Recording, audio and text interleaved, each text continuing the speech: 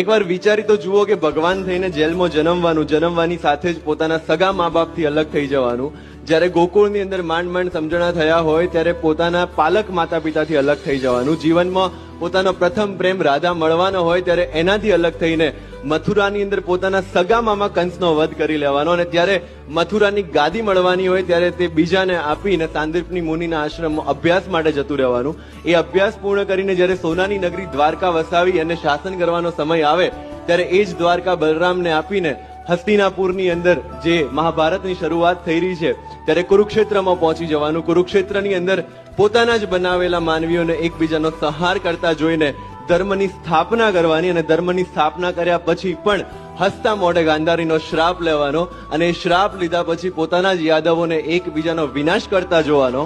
અને છેલ્લે